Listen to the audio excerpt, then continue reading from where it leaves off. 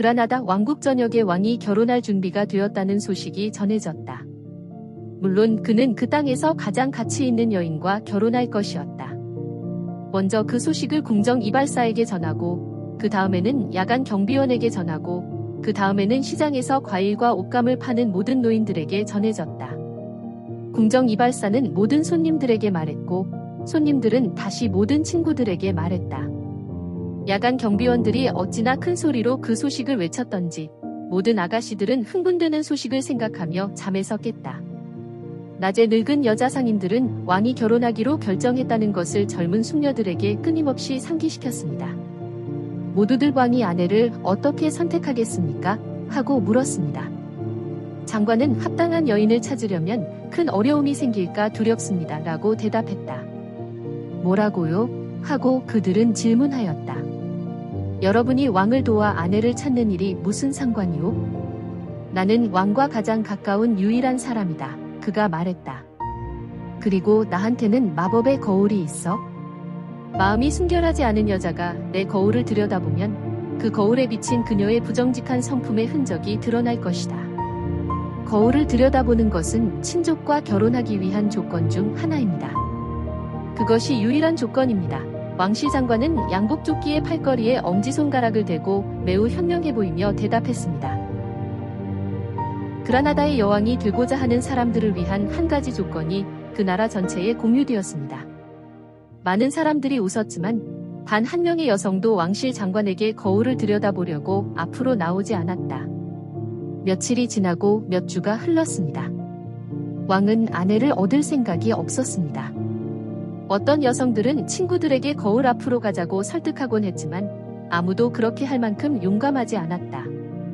아시다시피 왕은 매우 잘생긴 사람이었고 많은 미덕으로 인해 모든 신하들에게 사랑을 받았습니다. 그러므로 왕이 말했다. 이 땅에 내 신부가 되고 싶은 처녀가 없단 말이냐? 다른 나라에서는 왕들이 결혼할 합당한 젊은 여자를 찾는데 어려움이 없습니다. 왜 이런 일이 발생합니까? 왜 이런 일이 발생합니까? 장관님, 왕이 소리쳤다. 그대는 나에게 대나처럼 밝고 이슬처럼 순결하고 금처럼 좋은 아내를 얻게 될 것이다. 장관, 왕이 소리쳤다. 그대는 나에게 대나처럼 밝고 이슬처럼 순결하고 금처럼 좋은 아내를 얻게 될 것이다. 폐하, 장관이 대답했다. 기회는 한 번뿐입니다. 저 멀리 산중턱에 혼자 사는 외로운 양치기 소녀가 있습니다. 그녀는 마법의 거울을 볼 수 있을 만큼 용감할지 모르지만 그렇게 낮은 출생의 소녀와 결혼할 수 있겠어요? 그녀에게 오라고 명하여라. 왕이 대답했다. 내가 소집한 법정 앞에서 양치기 소녀가 감히 거울을 본다면 무슨 일이 일어날지 말한 후에 거울을 들여다보게 해라. 얼마 안 있어 교역자는 그 젊은 여자를 법정으로 끌고 갔다. 마법의 거울을 들여다볼 정도로 용감하고 당당한 소녀를 보기 위해 온 왕국이 왕실을 가득 채웠습니다. 소녀가 왕실에 들어섰을 때 그녀는 많은 아름다운 남녀들에게 둘러싸여 있는 것이 매우 부끄러웠다. 왕은 그녀의 모습에 매우 기뻐하며 그녀를 친절하게 맞아들였습니다. 그는 그녀에게 자신의 아내가 되려면 마법의 거울을 들여다보아야 한다고 일깨워 주었다.